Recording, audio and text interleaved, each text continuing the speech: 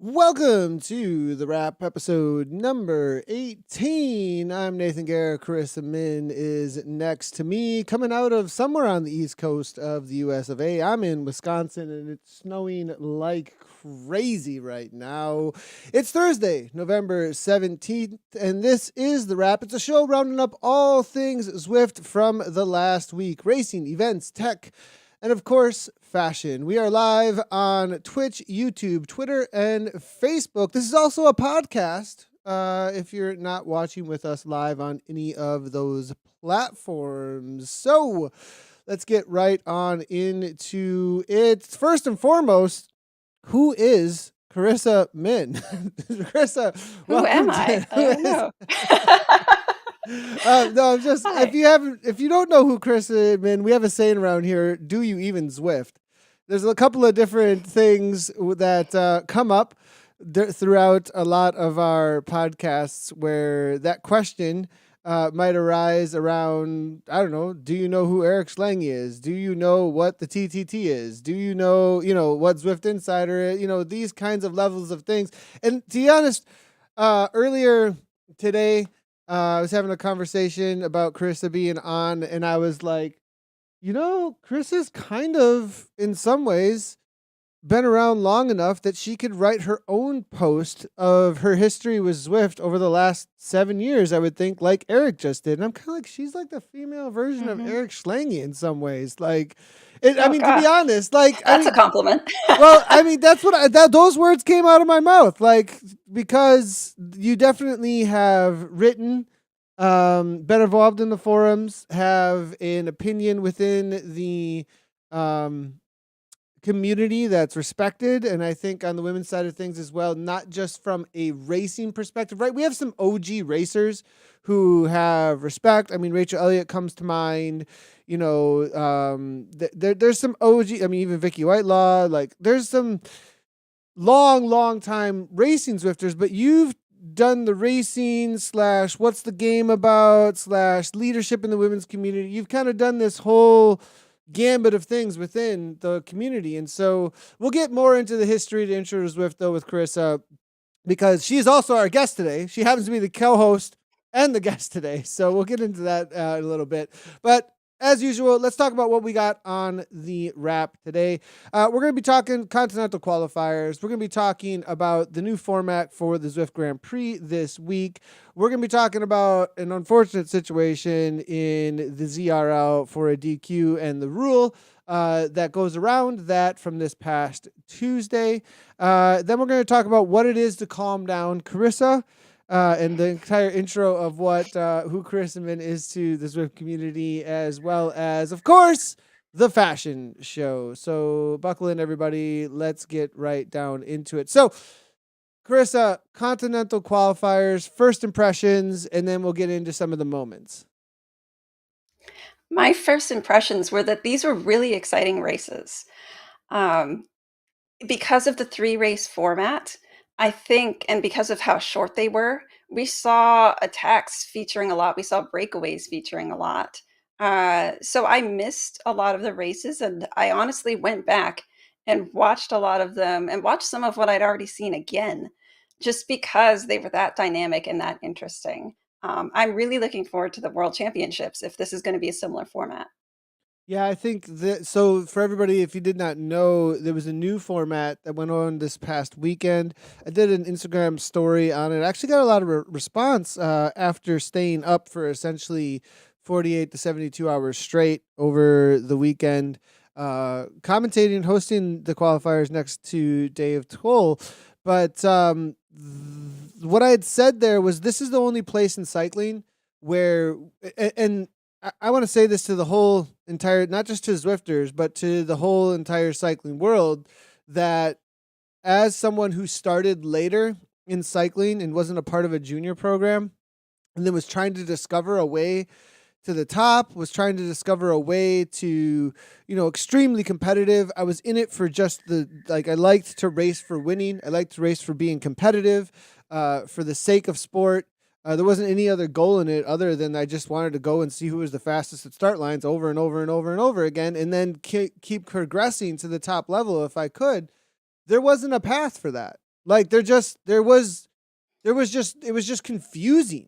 It was just like, how do I do, unless you were in the know and knew the right people. I started to discover later, after 5, 6, 7 years of investment in this sport, that there were situations where I was lining up at start lines with individuals who happened to come locally because the local organizer got their stuff together and brought some national races or even some world level races. And I'm getting results amongst these people starting at the back going, these guys are on this team and these guys are on this, and they're getting these opportunities. I'm like, wait a second, what's going on here? Like, and then I started really investing myself in how do you grow sport and trying to solve that problem and what some of the problems were within our sport like that. And so to watch Zwift do this is really close to my heart, because alongside the UCI, obviously, it's not just Zwift. Zwift's a platform that's being used. The UCI then also, and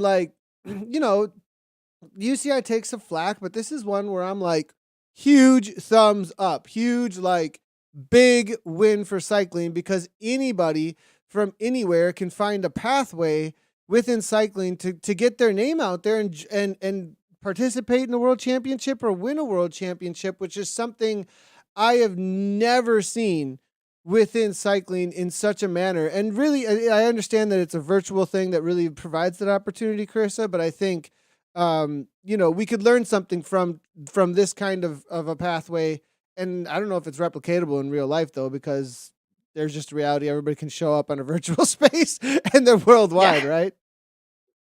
Yeah, and it's a credit to the UCI and to Zwift. I'm not sure who was responsible for what in this situation, but I remember when this was first announced, The original way that you could qualify was hard to understand. It was complicated.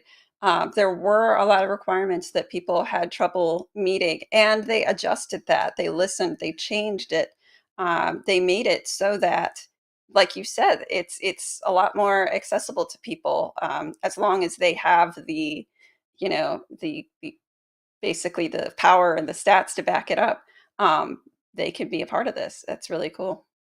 Yeah, it's 100. It's amazing. I really love it. Now, moments though, any key moments from the weekend for the Continental qualifiers that you pulled away? I think that there were moments that were heartbreaking, and there were moments that were absolutely elation for a lot of these riders to be able to represent their nation at World Championships. Anything like really a few of them that might stick out for you though?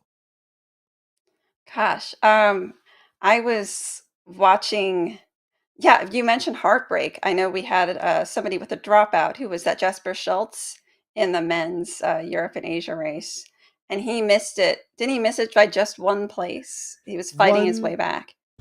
one place at the end of the day actually is what ended up being the issue. Actually, if you're listening on the podcast, you won't see what's coming through, but we can bring up some of the moments actually. And this is one of those moments here. As you can see, here's Schultz, and he's actually with Plantaru as a leader. And I had the feeling that Schultz was going forward and was not going backwards at all. He ends up having a dropout immediately after this moment and goes all the way back to almost last place. And then gets his, I don't know if it was actually a dropout. So I heard actually in social media that he actually had a chain drop, that his chain Oh actually no. dropped, and that he had to put it back on. Because a lot of times a dropout will be momentary, right? It'll be like, and then the connection will come back on. Hmm. Somebody turned on a microwave in the house, or who knows, like something along those. No microwaves, everyone. If you're not hardwired, microwaves are a huge no. Like when Evil. you're yeah, like no wacky signals in the house when if you're not hardwired in some sort of way. But he put it back on, and he started climbing like I saw him immediately go to 10 watts per kilogram, and then he climbed all the way to 27th place and was within 10 seconds of making the catch, I think, or something like that. And 26 was the bubble to get through. It was such a heartbreak to see. And, with that ride, though, I'd be really surprised the Danish national team doesn't go, okay, that was something special. Hmm. Plus he's got a pro UCI jersey. I have a feeling they might have him on on their list. Yeah. What's one of your moments that stood out to you? So there's that. Again, another heartbreak, but one of the absolute best uses of a burrito power up I've ever seen. I'm not a huge fan of the burrito at all. I don't like it. I really, really, really dislike that power up. But this was the first time I saw it used in a way that just made a lot of sense and was the best tactical move I'd seen. Vicky Whitelaw versus Anna Russell. I'm so sorry, Anna. I know you're gonna watch Mm. this back and listen back and be like, but man, both of them used their power up at both the other riders used their power up at the moment of sprint. It was going into the final selection. Real quickly here, I actually have Anna and Vicky and the rest on. They're going into the final kick. This is actually with 7K to go, but they're coming around a corner kind of like this. And both Foot and Russell used their burrito power up. And then Whitelaw saves hers, kicks forward, gets a gap on the rest of the field going into the final 500 meters or so. Coming into 300 meters, Anna's closing on her, and Vicky uses her burrito power up, and Anna immediately just matches in speed. Anna looked to me like she had more watts per kilogram and more watts to give and was going to come either by or at least get within, like it's going to be a photo finish kind of situation. But instead, because Vicky saved her power up very tactically, because I do think Anna's been working on her sprint hugely.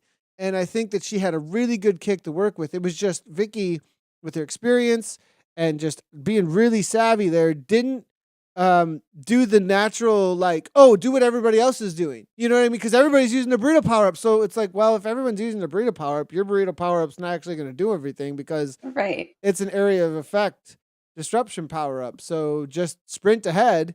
Nobody's got draft on you, and then use yours so that nobody has draft on you again. Bam, she ends up winning. So that moment Mhm. was pretty decisive for Vicky. Another moment out there, obviously, was the Ariel Verhaeren win for me out of the Americas, as well Mm. as Kristen Kolchinski, their dominant performances. The fact that Ariel Verhaeren at this point can climb and win at the end of that Rule Mapul um, course against 2024, against Kristen Kolchinski, even with her trying to set up Mehez, who's a top level crit sprinter. Um, it shows. I'm just really impressed where she's come from. Obviously, an Olympic athlete on the BMX, but her development as an athlete into an esports rider, into somebody who has every type of power profile. I just have a lot of respect. I don't know if people understand what I'm trying to get at there, but the amount of work it takes to take those kind of built-in physiology of what it means to be a BMX rider and turn that into a much more I shouldn't say well-rounded, but I mean just all around cyclist. Because what I saw um, in this specific Continental qualifiers is you had to have every single fitness profile as sharp as it possibly could be. And so I was just super impressed by the way that Verhaeren has advanced herself in her fitness abilities and levels to be able to be at that. Because 6 months to a year ago, I don't think that that was necessarily the fact. I think that she would have struggled to do anything close to that. And now to be winning outright in the Continental qualifiers, and it kind of makes me think like the determination in someone like that, who has been an Olympic athlete, as well as we've had her on the Wrap and we've listened to her be a coach and how she coaches. It makes me think like, there's some riders that you look at them and you go, just on pure talent, you're like, whoa, watch out. And also like they just kind of show up and bam. But this is somebody where I'm like, watch out for the drive that's in that person. Because I wouldn't be Mhm. surprised if next thing you know, she's at a whole nother level in 3 months from now. Yeah. Has she been training specifically for this event, or is it a wider goal that she's training for? Oh yeah, like so when we talked to her on the Wrap a few months ago, I think it was probably in August. I think listen Mhm. back in August or early September. Um, it was super obvious that her entire cycling career had shifted to esports. Like the way she talked about Worlds from last year, and the disappointments that she had after some health struggles going into it were super obvious. Like it was like this is everything. Like this is her complete focus is now on the esports world. And so Mhm. with another year under her belt to get ready for this world, and then what she did at Roma Pool, and also the fact that like taking the risk in the Americas with only 6 spots available and then out Yeah. sprinting those specific riders on Roma Pool and not waiting for the other ones, because the more conservative rider who's not just going to take it to the other riders is going to wait for maybe the final and just make it in. But instead, she just risked it all right up front, bam, and took it down. So that's Mhm. why I know I'm making a big deal. It might seem like, oh, whatever, it's just the first race, it's one qualifying point. But I think for that kind of performance, watch out. I think she's a definite favorite when it comes to the US team. Definitely. Also, I mean, And, with oh, go ahead, Carissa. oh, I was just gonna move on to the next thing, so if you had something else to add, go ahead. No, so I mean, the on the men's side of things, then there's also. Did you watch Hidenori Sasayuchi from Japan and what went down there with Yes. Josh Harris and Torbjorn Madsen Partridge Madsen, and I think there was a couple others in there, maybe Mark O'Brien and Ward. I got to double check on the names there, but I think Marwood and Mark O'Brien, the five that made it over the top of the Innsbruck climb together. And that's one more where I'm like, I'm not sure how many spots the Japanese national team have, if any. And so that's Mhm. why if you listen back to the commentary, you hear me really making a big deal about Hidenori, because in the back of my head, I'm thinking, how many spots does Japan have? Like, Right. oh man, like New Zealand's already got one of these. Now Australia's probably going to take quite a few of these. There's not that many up for grabs. This is his chance to get his nation maybe in. Or if they even And have you could one or see the two fight in spots. him. You could see he was really, really fighting for it. And I mean, not that all of the others were not as well, but sometimes you can just really just see somebody not giving up, refusing to give up. And I was rooting for him. Yeah, 100%. But then, I mean, the Josh Harris story right next to it, it was two people who both of them are, kind of a little bit of Cinderella stories there, a little bit of like where did they come from, because Harris, from my understanding, had just gotten into the cycling and esport off of running, actually. Like, this was kind of like a surprise to him to even have this ability and kind of fitness. So that's a really cool, like maybe a cool discovery even for Josh Harris. It's Yeah. a lose out obviously for Sassucci, and hopefully Sassucci can find a way to represent Japan at the Worlds. If hopefully his national federation took notice of went down there, and perhaps he'll get a roster spot. But yeah, Yeah. so those were the main moments for me. I mean, obviously, Ollie Oh, Jones with I the had walk one away, more. but go ahead. The Along with some newer riders and some up and coming riders getting highlighted, we also had some old standbys of Zwift racing. I think especially the men's Europe and Africa race surprised me a little with the way that it shook out. Um, there were some big names who didn't make it, and there were some names who I was less familiar with who did really, really well. And while it's disappointing for those who I know and who have been following these racers, it's also really interesting, exciting almost to see what's going to come in for the future. I mean, what did you make of that race?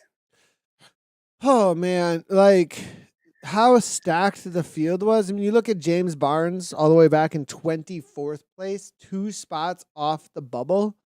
Chris Dawson, formerly known as Christopher McGlinchey, Vidar Mail, Fumagalli. I mean, we're talking really, really big names in the world of esports. It also, what was going through the back of my mind though was like, okay, 1 minute power has been the go-to, right? Like 30-second to 1 minute to 5 minute maybe power has been the go-to. And this idea of the Swiss Army knife of cycling is maybe where Zwift is heading, is like, okay, you have to be a really well rounded cyclist all around within Mhm. a 2 hour period, within a 1.5 hour period, or whatever it might be for repeatable efforts. I'm kind of okay with that actually. Like, I think that we did see a lot of chat coming through that I'm not sure was necessarily understanding why this change is good, because it was like, oh, the sprinters, they're not actually going to be able to sprint when the sprint race and they have to make it through this. And I'm like, that's kind of the point. Like, it's kind of Mhm. the point that we're going to see who has a sprint left after all of this.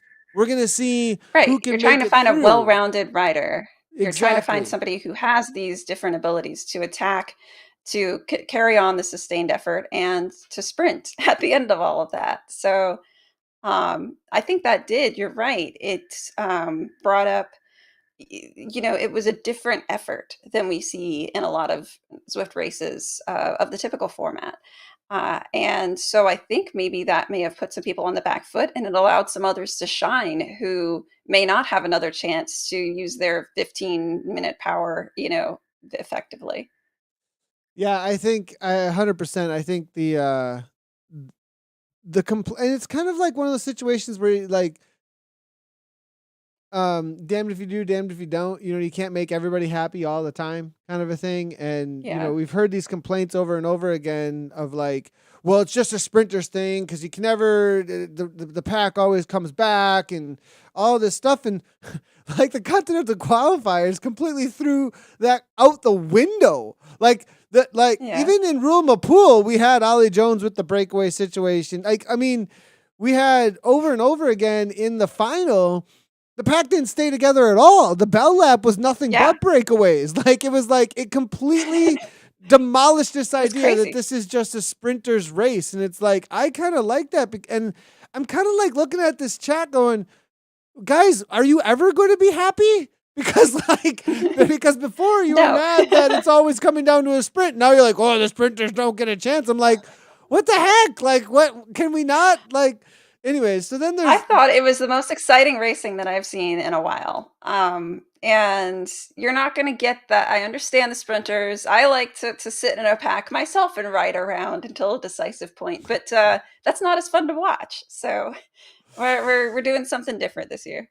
yeah, for sure. And I think crowning a champion, that's another thing. Like, you really need to whittle things down to find a champion. Mhm. And I think this format really pushes people to uh, get as strong as they possibly can across all of cycling. So I really, really do like that. All right, so this new format with we'll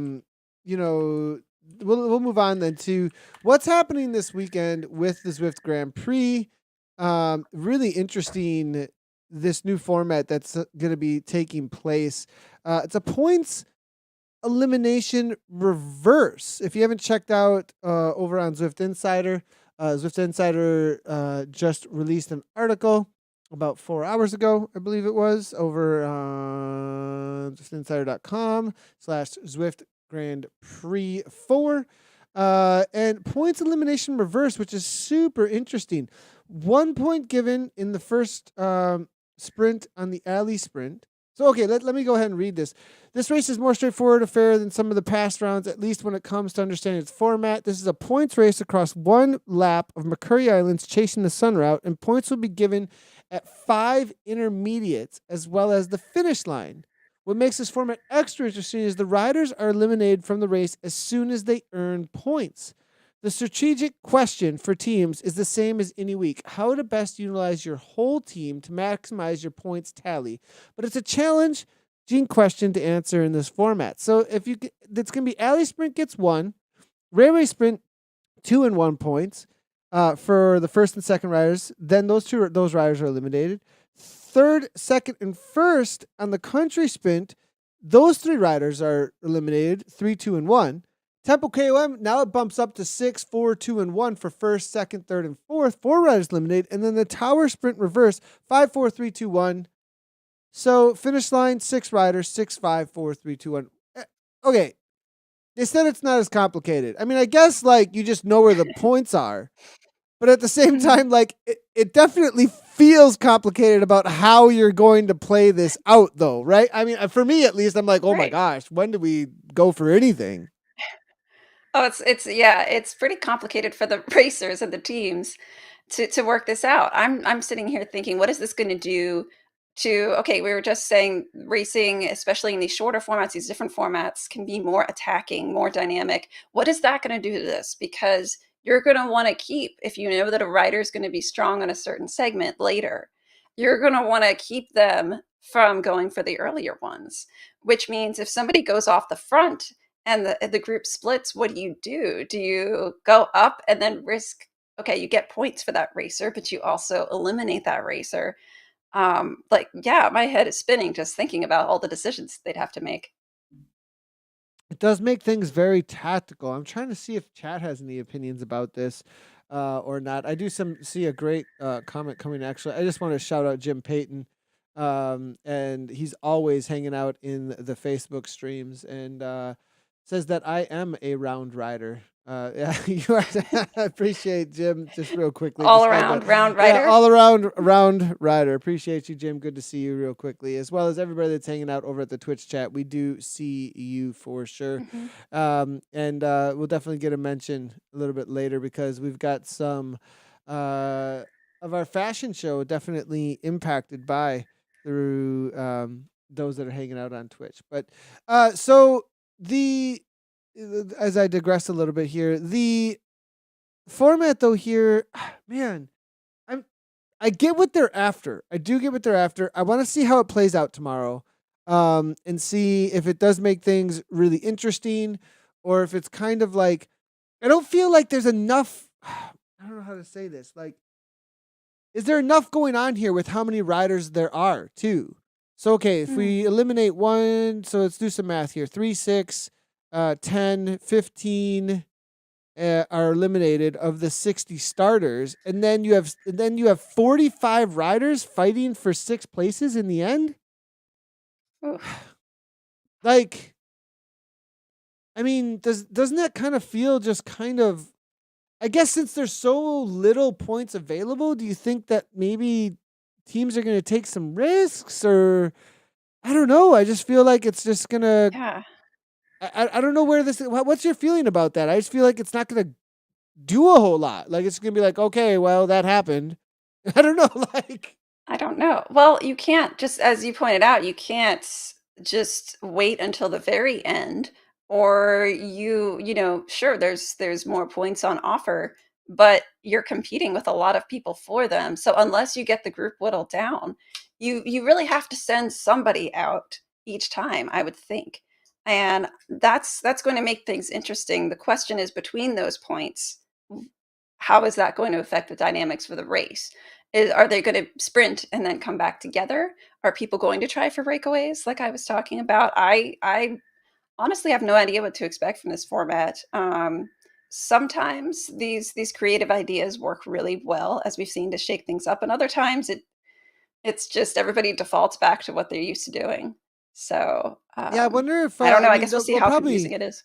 we definitely get some learning lessons like we got from the weeks prior. The idea of like sitting in the pens for long periods of time in the previous format with the squad skirmish, the idea of maybe trying to get everybody out on course at the same time. We saw the feedback from Liz Van Holling as well as Anna about maybe like trying to be more tactical in some sort of way where everyone's racing at the same time. That wasn't didn't feel great. So I mean, I have a feeling that we'll learn a lot from this. I don't know. I have a feeling though also that this one is going to get some uh we'll take the good, you know what I mean? We'll separate the good, and glean what we can from it, and then maybe change Mhm. it up for a different. I'm not sure that this format's going to stick as it is, but we'll see. I might be totally wrong. Yeah, Tomorrow might be, and the racers make the race. Um, you know, I'm always excited to watch some Zwift racing either way, so it'll be hype either way, yeah. so it'll be good. No, I But get excited, I see a shiny new thing and I'm off. I'm like, "Oh, shiny new thing." So, I'm just I'm excited that they're trying something new. For so long, and this is gonna sound negative, and it's really not because I've still been tuning into Zwift racing, still been cheering people, but for a while it felt a little stagnant. You could predict how things were going to go. It was still fun to watch them go that way, but then this is at least doing something fresh, and then maybe it flops and it's not very good for either the viewers or the racers. But okay, then they're gonna try something else. So I'm all for the new shiny, you know. Go ahead, as long as they learn from it and we are able to, and the racers learn from it, and we're able to maybe figure out what works and what doesn't. yeah, and I think by trying these new formats, that's exactly what Zwift is after and the race organizers, and I Mhm. really like that. You're 100% right. Try something. Just try something, Yeah. right? Like do something, like not just the same. Oh, and that was one of the feedbacks I think was like trying to recreate what has worked within real life racing for a really, really long period of time. And don't get too far away from that. And it's like, no, like you have so much opportunity here with Yeah. a place that doesn't have the restrictions of in real life. In real life has so many restrictions, Mhm. whereas now you can just do like the sky's the limit. Go for it. You can code whatever you need to, whatever you want to, and I think the more we see that happening, the more that we see trying to use a virtual world to and this word. Okay, I'm gonna go on a little tangent here, like real quickly, just so everybody knows, racing and cycling is a game. Okay, gamification isn't new to racing. Okay, like it literally is a game. Like the whole idea of game theory, it works across every single thing in the freaking world. Everything when it comes down to if you're gonna show up, you're playing a game. Like even listening to this Mhm. podcast is a part of game theory in some sort of way. Like you show up, it's a trade in some sort of way. Did you have fun and do you want to come back? Like it's basic human psychology even. So Oh, yeah. so I have a thing that I say a lot when people start, disparaging the idea of Zwift or racing being a game, and I like to, butcher a quote from Pirates of the Caribbean. "You better start believing in games, because 'cause you're in one." exactly. It's like that's what you've been doing. Even you can take a game really seriously. People play very serious sports games all the time. Um, So but in the end, it's about having fun for most of us. so then what you were really talking about is how traditional and conservative cycling is as a game. Really. Like Mhm. what we're really talking about is like, whoa, you're going a little too far off the spectrum that we're okay with within the game that we play. Right. And so there's Yeah. actually some old guard stuff going on there, actually, within the ethos and the culture of cycling that wants to hold on to a tradition that's saying that's not what cycling is. That's not gamification. Wait, that's that video game thing with people eating Cheetos in their mom's basement. Stop it. What? We're not those people. And it's like, hold on a second, guys. Like, that's not what Mhm. we're saying at all. What we're saying is we want to make this really fun in a competitive standpoint that is rewarding. And I've said this over and over again of like, let's reward fitness as best as we possibly can within a new gaming game experience. So, and I'm excited to see that Zwift are taking a much more free uh, rein on that a little bit. They're starting to go into places that are exploratory to figure out what can where gaming can meet cycling, even though like cycling is a Yeah. game, whatever. Like, so all right, off my soapbox there. Let's go to a different soapbox. I just need to shout this out real quick because in my chat, and if you didn't know, it's a warning to the rest of those who are doing ZRL TTTs and want to publicly apologize actually to the America West on behalf of OMG. We had no idea it was a rule break that happened in the team time trial. If a rider is dropped from your team and then is you are unable to rejoin your team on the lap. We didn't know we actually did that. One of our teammates rejoined us and took some hard pulls. We won, but it was unfair advantage. We didn't, and we honestly had no idea. We had done it in the past, I think, in a WTRL TTT on a Thursday, it might have been. I wasn't sure, and it never, like, we thought it was okay. I had no clue, didn't read the rule book, 100% take the DQ. It gives us a huge challenge because we just lost 20 points. And the whole team, we're actually, I was really proud of the way that everybody interacted within our WhatsApp group about it because it wasn't like, oh, like, let's try and figure out something. It was like, no, you take this loss. You didn't read the rule book. It's in the rules. And that's what it is. The rules say it very clearly right there. We should not have done it. And so, but we just didn't know. And actually, in the back of my head while it was happening, I was like, wait, is this okay? Should I say something right now? And we were all like, half of us were live streaming. It was like, it wasn't like we had anything to hide. It was like, we just thought that we were doing what you could. So apologies out there to everybody. Well, we don't, and at this point, we don't even have to like, we just want to represent well and be like, look, sorry, we didn't know. And we lost 20 points. So now we got to catch up. So Yeah. like America's West, everybody, we're now, I think, in last place. So good deal. Yeah. Anyways, so what are your thoughts? I mean, anything to weigh in on that, Karissa? Oh, Nathan's team screwed up. Okay. I don't. Well, you did, but no, I've actually, I've won't call them out, but I know somebody who did that in a race long ago. It wasn't explicitly against that rule of that race. It was a team format, and it was a scratch race, not a TTT.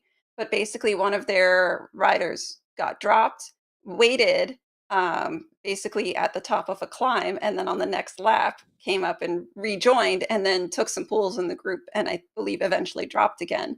Um, while it was going on, I was watching this and I thought it was clever. And then as soon as the race ended, you kind of have that thought like, oh, well, maybe, I don't know, kind of like you were talking about. So I've been in that scenario too, where you get caught up in the moment and you're like, oh yeah, that's cool. We can do that. We can get back in this.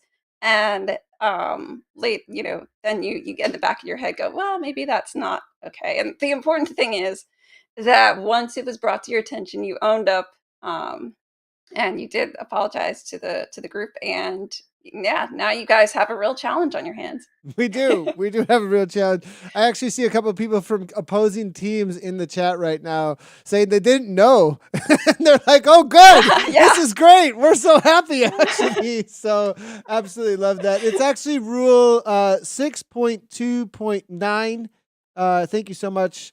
Over in Twitch chat, it might be an OMG rider actually just coming out and saying it as well. So yeah, and I think it's only for TTTs. I'm pretty sure. I think in the points races, go back and read the real book now. This is just a shout out to everybody. Go read your rule books because you can end up in these kind of situations. So definitely go and do that. But yeah, I think in points races you're allowed to do this, and that's been a point of contention actually in the community. I'm okay with that if we get some changes in the point structures, though. I don't necessarily like it with how the point structures currently are with FTS and FAL. I feel like maybe we should have some changes there. But if they do change a little bit, which I do think that there's some changes coming, I'm really excited about that I can't talk about, but I think that they're coming down the road that are going to really, really bring out this whole idea of roles I've been talking about within a team in a very simple way. Oh, I'm so excited about. But I'm just gonna leave it at that. But yeah, I'm excited for that, and I'm okay with the points one. With the TTT one though, even when my teammate was pulling on the front, I was like, "Whoa, he's got a lot of energy." Ooh, this almost feels unfair. Like I was like, "Oh man, we're going really fast all of a sudden." If you start thinking that in the back of your head, listen to your own voice, because later when you're not in the moment, you're going to be like, yeah. I think it was too late at that point. I think I was kind of like, well, we've already used this for this long. So I think I was kind of like, well, this is what it is at this point. So, okay. But all right. Well, you know what? Well, that is what's going on for the last week. That was a much longer segment than usual. But hey, everybody, our guest, Karissa Minn, is here. So we move on to the next topic. Karissa, an intro to your history into the world of Zwift. You've been around, I think, from the beginning. You were a beta rider, if I'm not incorrect? Yes, but just barely. So I joined in August 2015. I think it went out of beta in October of that year, maybe. My husband, Mark, he was one of the real OGs. He joined in 2014, back when they sent people their A&T sticks and extension cables because they had nobody testing out their products. They're like, here, please. So he was on it for a while. Wow, he must have his Zwift ID number must be like in the hundreds, probably. It's really low, yeah. That's really, I can't remember really what low. it is, but wow. It's really low. Okay, gotcha. So he was on it, and I just didn't pay much attention. Eventually, I started because they got the Richmond course on, which Richmond gets a lot of flack, but I have a soft spot for it because I was at the World Championships, and I knew that I was going, and I said, oh, it'd be cool to get on and to ride around the course virtually. And it got me hooked both on Zwift and on cycling because I was only cycling occasionally at that point. And that began my journey into Zwift and its wonderful community. And got me basically addicted to riding now. So so it's a good thing, right? Kind of. kind of a Yeah. good thing. I yeah, that you could probably hear the mixed feelings in my voice. Yeah, yeah. It can be an expensive hobby if you if you get too wrapped up in it. But, yeah. So then, okay, that is your introduction to Zwift, and at that point, you're just a user. Like you're just Mhm. user number whatever amongst a whole bunch, and then suddenly this person shows up in the forums that has some pretty strong opinions from the women's community. It felt like so. Why don't you? Could you give like how did you get? So if you don't know, Karissa Minn has been a moderator within the forums, definitely an outspoken person within that space, as well as writing some articles as well around Zwift stuff. So, how did that kind of evolve for you? Yeah. Well, at first, all of this was on Facebook, and so I was in the Zwift Riders group and, um, just chiming The in with my Zwift experience riders because group. I Oh man. yes.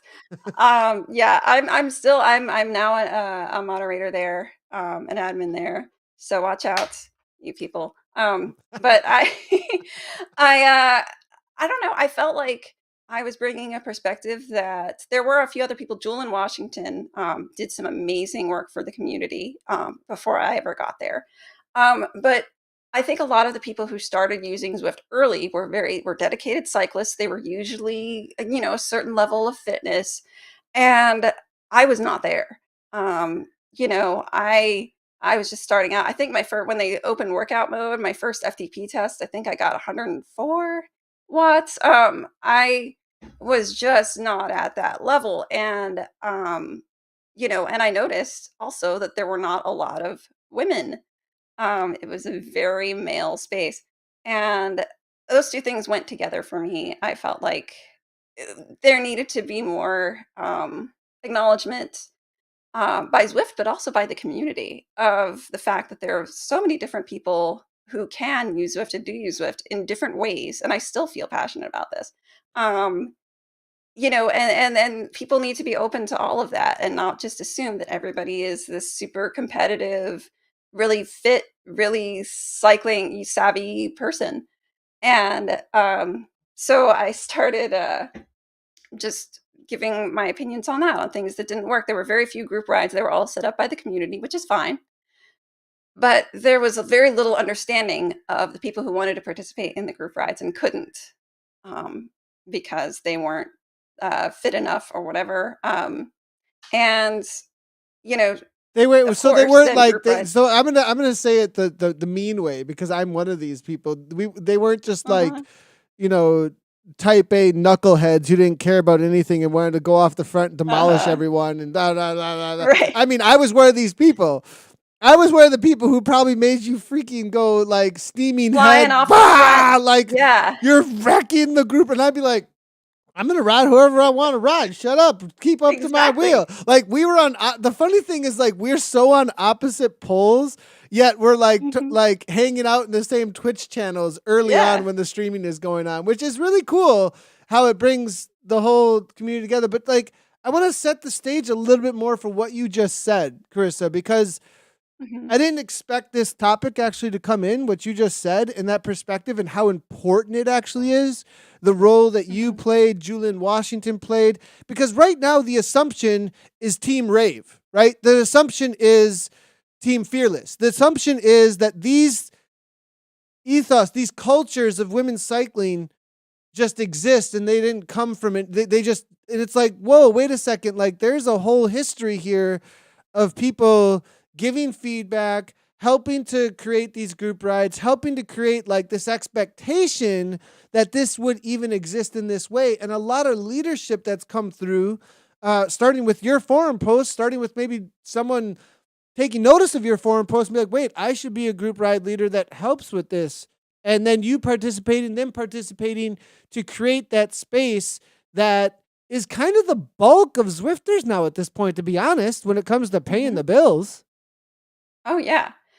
Yeah, the community has entirely changed in that respect for the better, I think. I mean, you still have the same people who are going around like early Nathan, ripping everybody's legs off, but that's okay because there's a space for you and there's a space for other people. And there's a space for people who are competitive, but who are like me and not very fit to still compete. And while I say that, I'm a little bit better than I was before, but it's just I am amazed at how far we've come. I know that part of how I got more involved in the community was just after I started getting more and more familiar with Zwift. Um, I consider myself fairly tech savvy, and so I would start to help other people if they were having trouble with something, having concerns, issues, and I would respond to them for that because it seemed like not many people were doing that. Now now I can't open I have not seen a post in Zwift Riders for a long time with a question that does not have an answer. There may be a wide variety of types of answers, That's but such a nice way to put it. We have a really but they great get taste the answered. rainbow variety of answers. We do. We do, and you just, but people will get an answer. They will get help. There was somebody with a particularly complicated problem to figure out, and I saw people working through troubleshooting. It's like, man, so I've been kind of sitting back more and just watching Can how you okay? the community works and Can I helping ask you people a stay in question line quick with on it. that, Carissa, Yeah. about how that felt early on and how it feels now? Like literally how it Mhm. felt as someone coming into this space and being like, do I even belong here? Is that kind of, or like, you know what and like, can I fit Yeah. in? Can I even get a ride in that makes sense for me? Like, is that, and then how does it feel now? Yeah. Because I'm still seeing people come through and say, look, we still need advancement in this area where, like, I mean, Beer Mhm. Bear's saying maybe we need something where we can fit more, even more so. Yeah. I think that there is still, room to grow, and I think they're doing that with some of the pay spots. Race categories, I don't think that lower race categories were, um, possible for a while just because of the low user count. Um, Now, I think that I know that the herd has been doing some work on that. I don't know if they are recently as far as, like, kind of uh, not just 2.5 or being the lowest cutoff, but going even lower than that, maybe having a cutoff at 1.7, 1.5, letting people race no matter where they are. I think that's great. That's part of why I joined Team TFC.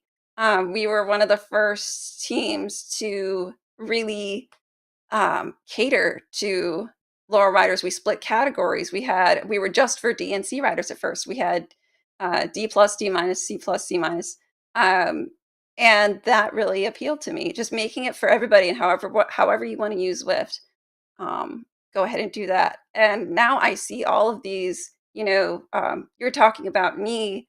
Uh, in my role in the community, I feel like a long time ago, other people, I'm that person in a race that like goes for a breakaway and then just like the pack behind just overwhelms you and just goes phew, and right by you. I feel like there are so many great leaders now in the community that have really stepped up and really made changes. The leaders of all of those women's groups you mentioned, different groups, different race organizers, just people that are being good examples in the community. That I'm just kind of blown away by it. It's great. I'm looking actually Friday Criterium Autumn Race Series number 3, 2017.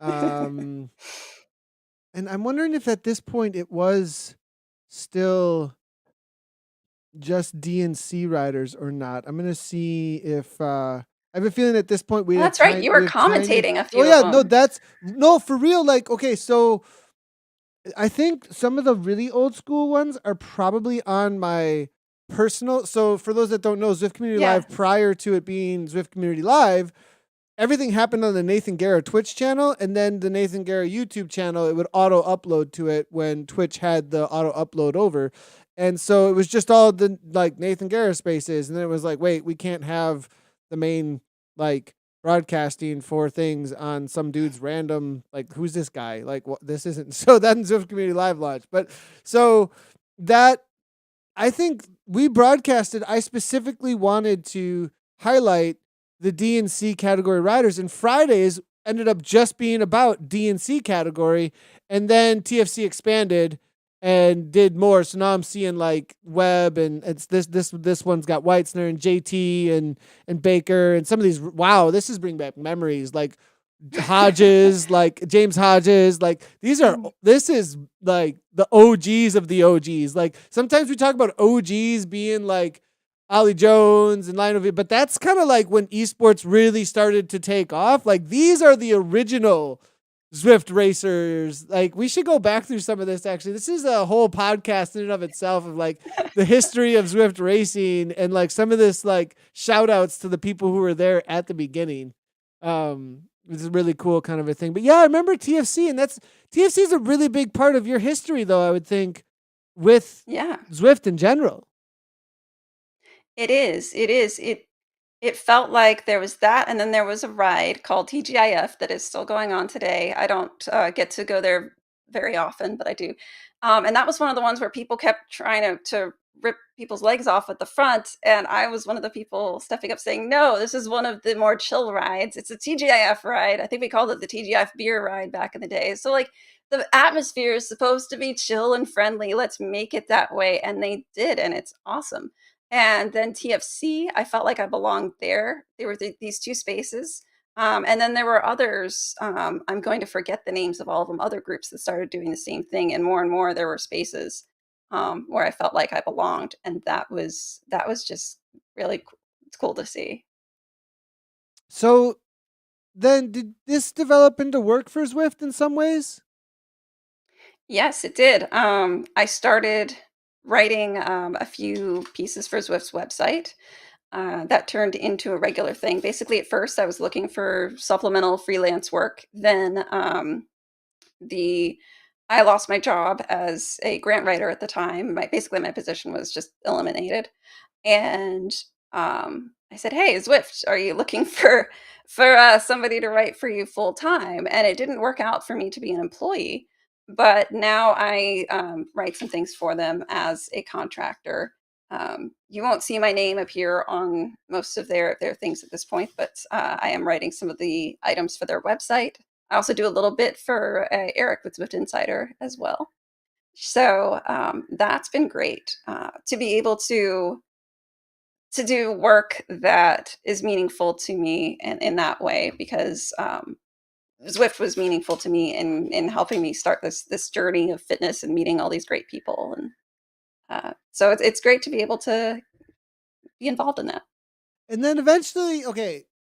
So when I say that Karissa can be fairly opinionated within the forums, Karissa, I think early on came across like a little bit like, whoa, okay, got it, right. Listen, like, but then this theme came out that essentially came through the Zwift venting area a little bit more as like a joke, and now you even have an emote around this. So I'm not being rude, okay? This isn't Nathan like, mansplaining or something in some sort of way or whatever. Like, but the calm down Karissa is the thing. Can you, from your own, I want to know how you think about calm down Karissa, like, and where this even came from, because we all use it. We all tell Karissa to calm down, and it 100% came from your forum interactions. But I want to know, like, how this developed that, like, you're okay with it even.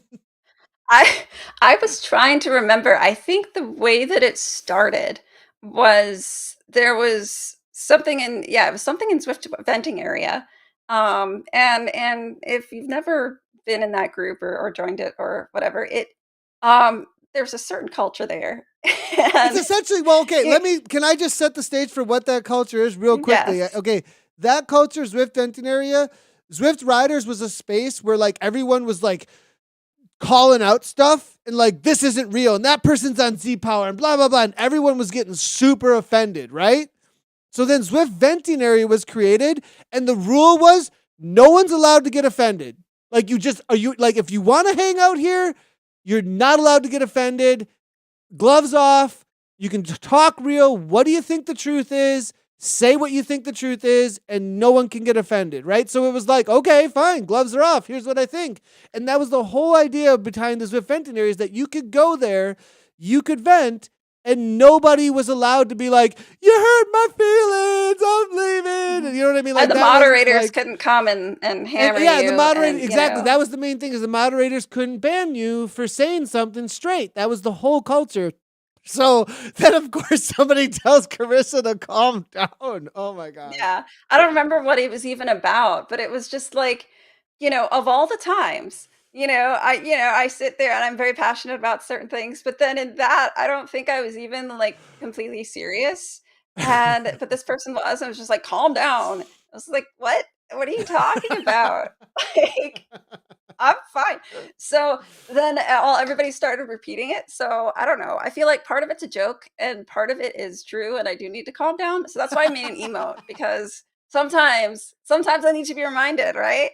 Sometimes we Yeah, all yeah, need to be yeah. reminded. We all need to know, and So that's the thing. Is like sometimes we all need, like Nathan needs a calm down Carissa. We all need a calm down Carissa yeah, sometimes when we're trying to exactly. keyboard warrior it, and we're getting way too invested in this online Right. space, and it's like, You just okay, finished your race, buddy. your heart rate's up, you're like, rah. Yep. See, Yeah, that's yeah, why calm down. everyone needs a calm down Carissa emote in their life. So go subscribe to her channel, Mhm. twitch.tv/ what is it, KB Min? I'm not sure which No, one. it's What is it? Carrie Star 86. Carry Star 86. You can go get the emote right now. Okay.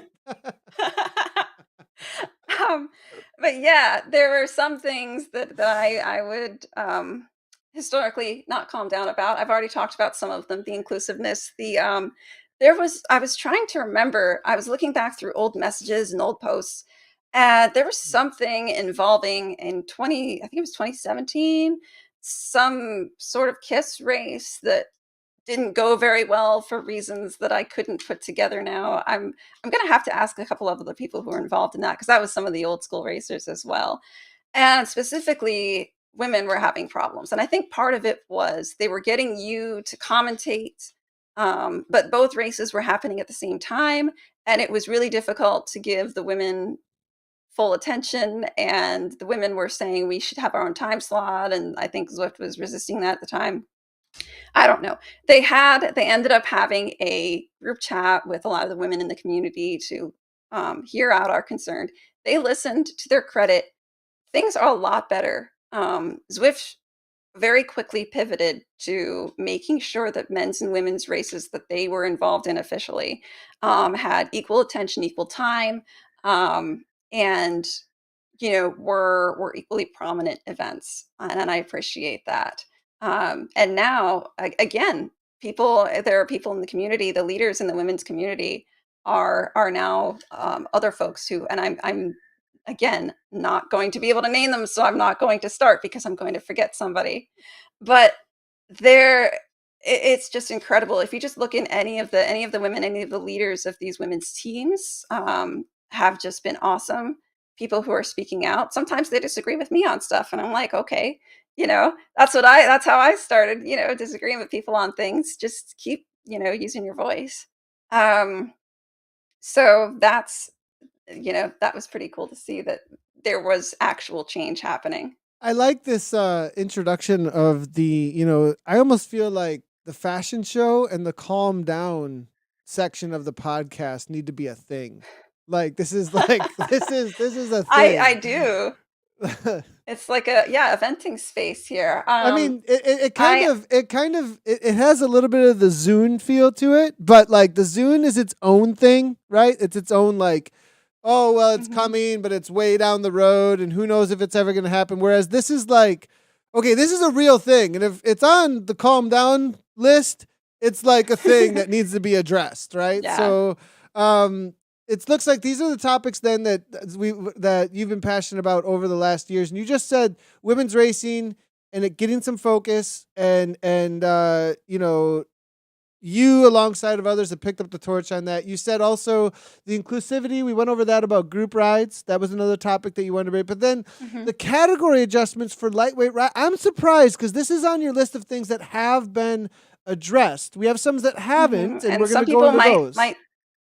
some people might be mad at me for this because I've seen some people complaining about it. But okay, so there didn't used to be any raw watt thresholds on Zwift Power for categories. It was just watts per kilogram.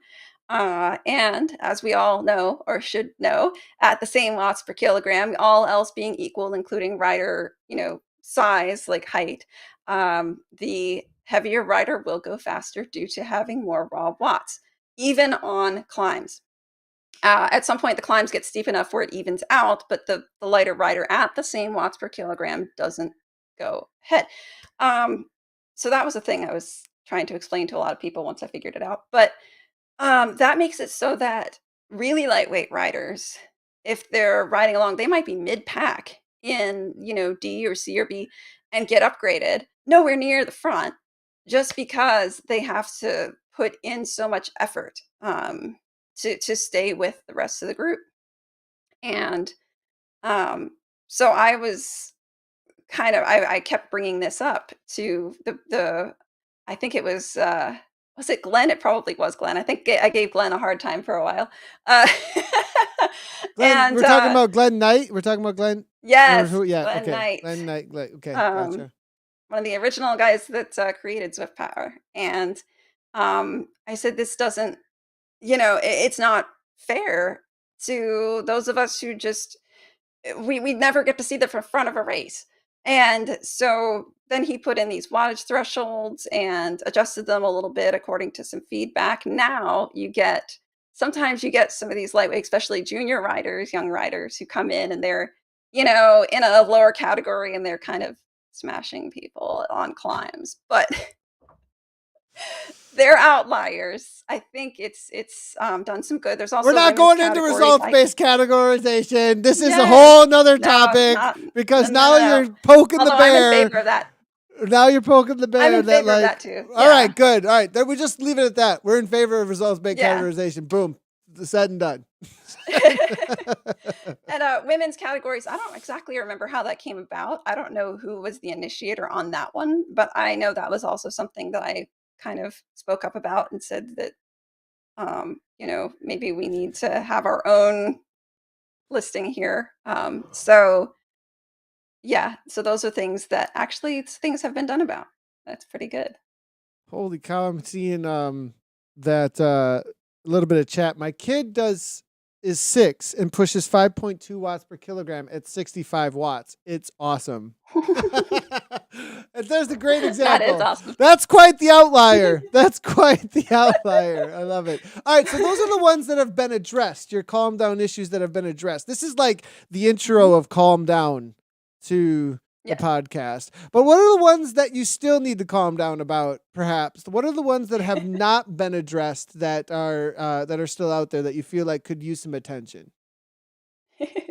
Well, I noticed, and this has gone on since I first joined, although it's more common now that more people have smart trainers. Trainer difficulty shaming. Um, I see so many in the community. You got to be at 100% this, that. It leads some people to never do climbs because they think that they're cheating if they lower the trainer difficulty slider to make the climbs doable for them.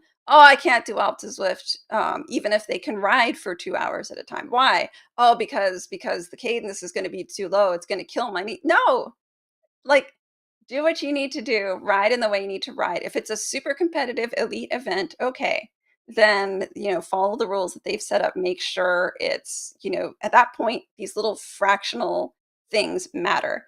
Otherwise, you do what you want to do. You ride up Alpha Zwift at 100% or zero. I don't care. You still got there. You still had to put in the work, you know, fine. And that has definitely been something I have not calmed down about. And then, I'm still after the sandbaggers. If you know you should be in the next category up, just race the next category up. You can't win everything. Just join the rest of us who are mediocre. You'll be fine. One that just recently got changed that we were going to have in here, but now we no longer can vent about it is the Join a Zwifter. It just got added. We talked about it last week. And that's amazing, but there's so much leftover that even in pre-productions, me and Karissa had a little bit of a powwow about like how crazy is it that one of the taglines of Zwift was cycling made social. And then you said it. I didn't even say it because I felt like I was alone in this opinion that Join a Zwifter is the most social feature you could possibly have in Zwift. If I'm not, at least you thought that as well. Yeah. And wasn't a feature and wasn't even, it seemed like a high priority. Yeah. I was very puzzled by this. Let's just say I understand that it was unintentional. I understand that they didn't intend to take that option away, but then once it was gone, I thought, "This is crazy." Like, this Zwift's strength is its community, is the people, and you're taking away this functionality that, well, not taking away, but preventing from coming back, this functionality that lets you ride with your friends specifically, not have to do this whole thing of, "Oh, where are you on the course? Okay, I'm here. Oh, okay, well, where's the nearest spawn point to that? Okay, well, now I have to ride this much," and, Well, and that's the one of the meanwhile, you're things that I riding over think was here. lost. I think that's one of the things was lost on how much more difficult it made things to actually ride with someone. And I didn't Yeah. really pick up on this until Join the Zwift was gone, and then I would try to join the person who's literally riding right here next to me. Literally is in the same room as Mhm. me, and I'm gonna like sit down and be like, "Where are you? I don't even know where you are. How do I even get to where you are? How do I can't it's impossible.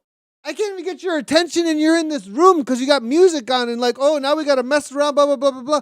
Then if they're like somewhere else in the world, then you got to Right. contact them and be like, where they are. Then like on top of that, like this is going to go into another thing that's a total calm down. Like I need a major calm down on this one. Calm down. There's no map. Like where are you? I don't know. Push M. Oh, it just brings up a text box. Like, where's the map? I don't even know where I am. It's Where that am little I? I tiny don't know thing where in the you are. I corner. don't know where I am. I don't know where anybody is. Like,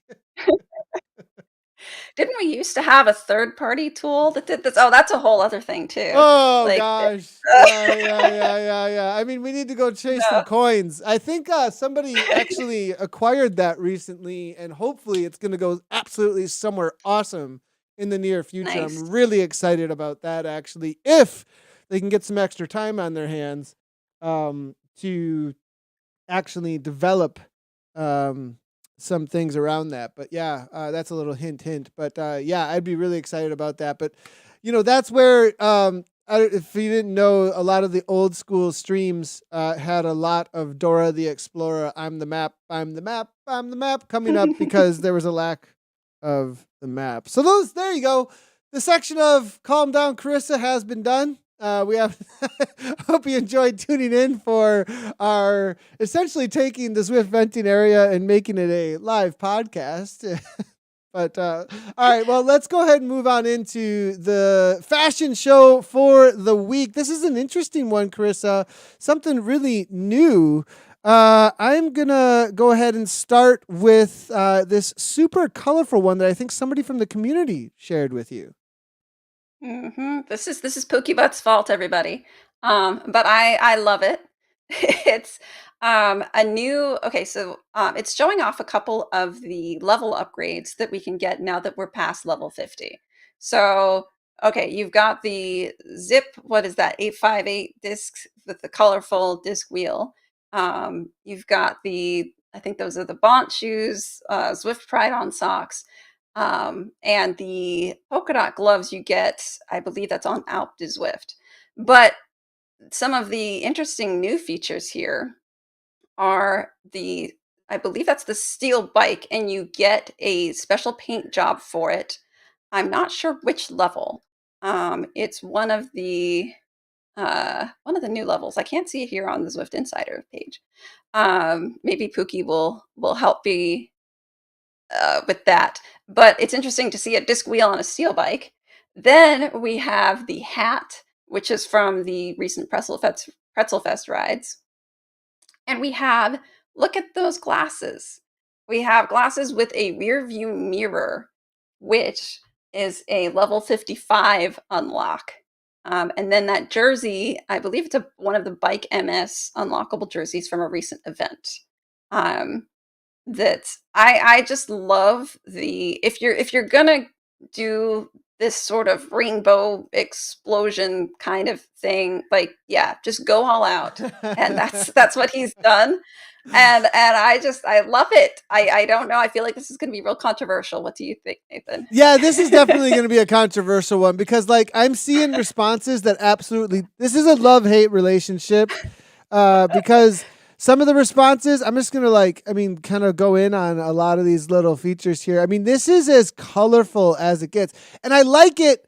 I do like it because I feel like I just jumped into like some Mary Poppins kind of like we just went to another world a little bit of Alice in Wonderland. Like I do really like that side of it. Like there's this total hipster feel to it. Really digging that. At the same time, anyone who this is like Anna Russel, I think would be like, actually, I think it goes far enough down the line of somewhat chaotic that because it actually matches though. I feel like it actually matches because of how chaotic it's gotten all around. So I'm actually down with it. I actually am down with it. Right. It's kind of like if you don't I've seen go it all so in, bad it's good vibe. exactly. In chat, they're saying so bad it's good. Yeah. Exactly. So bad it's good. 100% down with that. So it definitely hits those for sure. So that is going to be the garage pick, a colorful outfit, new unlock, review mirror glasses, level 55 for those. And then your jersey pick for this week, you're going with the level 51 donut. Why do you like this one so much? Yeah. Well, first of all, I have a sweet tooth, so I love being able to ride around with donuts on. But second of all, right now we have the Tour of McCurry events going on, and the unlocks that you get are sort of this light pink and blue sort of aquamarine color that goes really well with this jersey. So that's why I picked this one in particular. It's one of the three jerseys that you unlock at level 51. I think one of them is espresso and the other one is avocado. But this one, it matches the glasses and the socks that I've gotten. That headband is from the map ride, I think. But then there's another unlock that will also go with that outfit. And That's a I really good think that point. That's a really good point yeah, about the it McCurry. coordinates That's a really great well. point. Yeah. Liking it. I was wondering because I don't really necessarily dig the whole McCurry setup all by itself. Like I do like it; it's Mhm. okay, but I feel like it's more like the pieces need to are accent pieces. Like do the jersey with a couple of other things, or do Yeah. the visor with a couple of other things. So I agree with that actually, and I think that this donut kit definitely goes with some good colors. I wonder if Zwift is doing that on purpose, actually, in some ways. Like, if they are thinking ahead about how people could mix and match things up, or if they're not thinking about that and this is just happenstance. Because I don't I do know. think that that's a pretty good.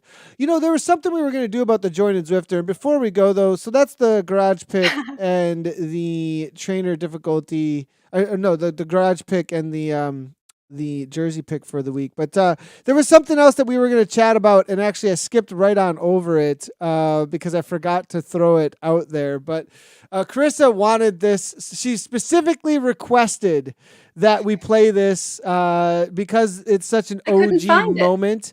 And well, she couldn't find it. She actually couldn't find this. So if you've never seen this before, we've played this plenty of times on my personal stream. This is a moment in Zwift racing history that join a Zwifter. This is what happened back in the day when you joined a Zwifter. And I was actually trying to show people how to do get their 100 km/h downhill. So I'm on the top of Watopia Mountain, and let's just watch what happens here. At 300 over the crest, I think it'll give us more landscape to work with. And then we'll sprint once we start getting on the more serious downhill sections. See how it goes. We got really tired legs, guys. Heavy lifting section. What the heck? That dude just freaking moonwalked onto the tower. Who do you think you are? Rogers? What the heck is Rogers doing? Look at this guy. It's Rogers. Rogers just came out of nowhere, dude.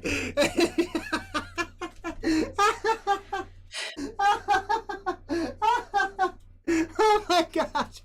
Rogers out of nowhere. Oh, that was freaking hilarious, dude. Dude just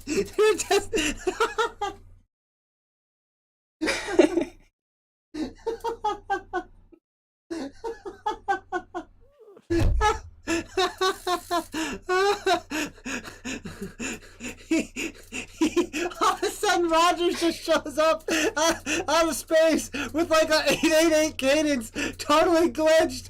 Oh, is this con on Twitch? She did it too. You freaking hackers! You freaking hackers! That was Freaking heck. freaking hackers. What the heck? For those that didn't know where that came from, that is the origination, if you've ever seen it in the chats. But I appreciate it. That was by request of Karissa that we played that in its Those are the entirety. types of social moments that Join a Zwifter can make possible, in addition to some odd There we glitches go. and There we go. I wonder because I'm wondering if like they've changed Join a Zwifter to the point that you no longer would show, because the reason that happened is they joined a Zwifter and then like the way it used to happen is you would come in like on the avatar somehow somehow it loaded them on the side of the mountain.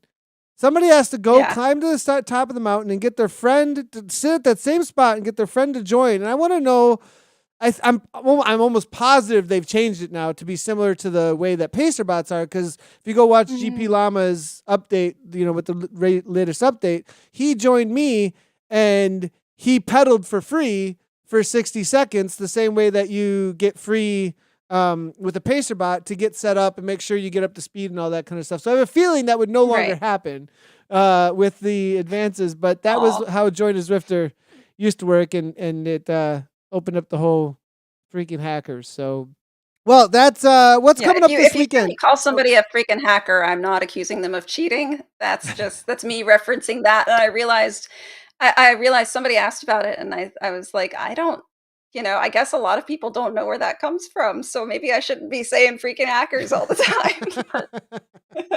Well, that we just need to get it out there more. See, we've got calm down. Yeah. What the heck, freaking hackers! I mean, this is the Zwift culture class that comes when Karissa Minn is now on the program. I think I don't think anybody expected how much they would learn from the OG to come in here. But this is, do you see why the comparison, everyone, to an Eric Schlange from the women's perspective? Absolutely love it. Now, what's coming up this weekend, Karissa? You're sitting in the Anna hotspot now as co-host, so you got to talk about what you're doing this weekend for Zwifting, if anything. Oh gosh. I am going to be doing something. I'm not sure. I got to finish up the tour of Macquarie Islands. Although I like the way that they're doing this format now, where if you miss the official ride, you can still make it up on your own. So I'm going to be doing that. That's probably the most interesting thing on my schedule at this point.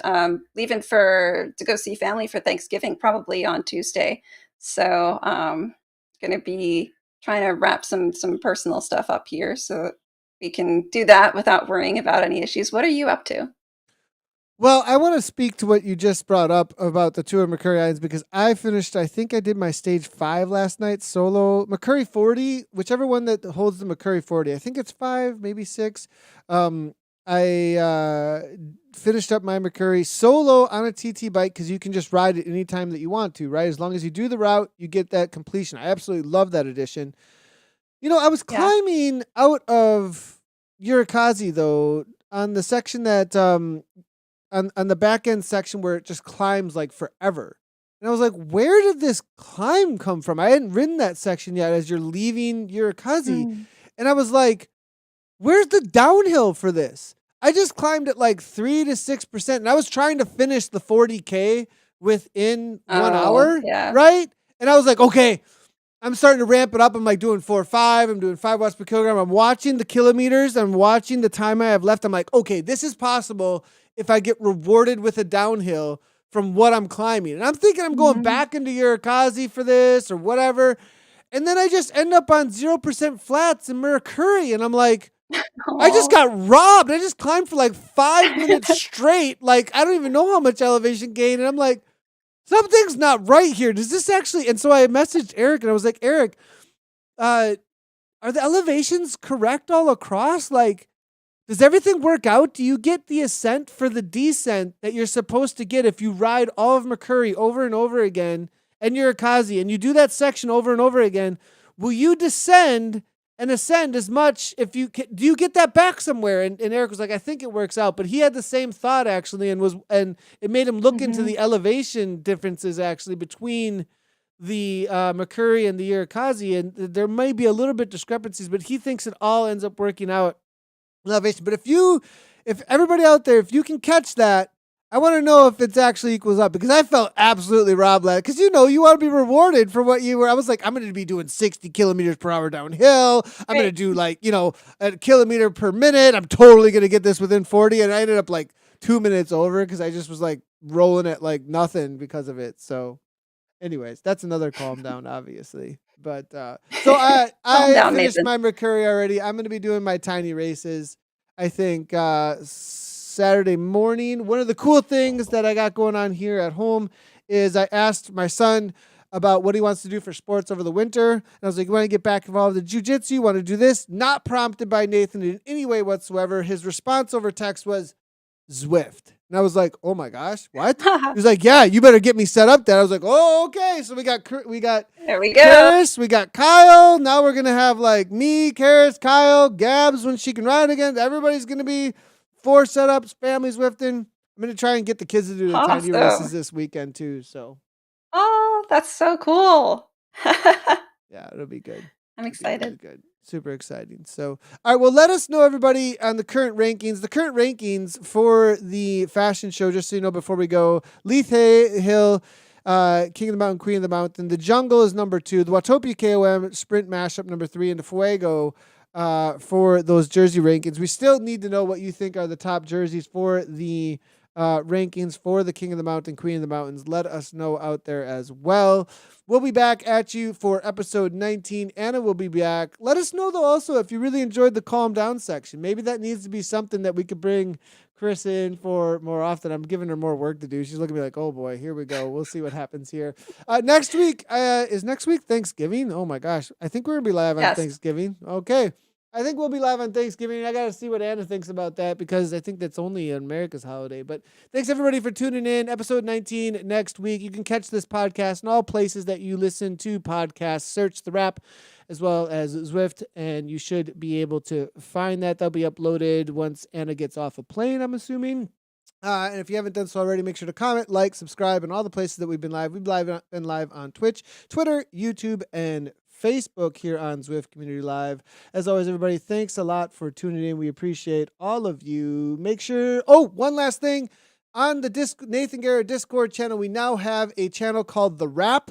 If you haven't joined that Discord, I will look to include that in the descriptions. You can also find it over on my Twitch channel, twitch.tv/Nathan Guerra. And if you want topics, if you want discussion after the topics, head on over to that Discord channel, because we would love to have follow-up and lots of discussion in that space about all things The Wrap. That's what we're going to use for our follow-up, as well as when we're not live or listening to the podcast on audio. That's where you can go. So thanks, everybody, for tuning in, and we'll see you on Zwift this weekend. As always, right on.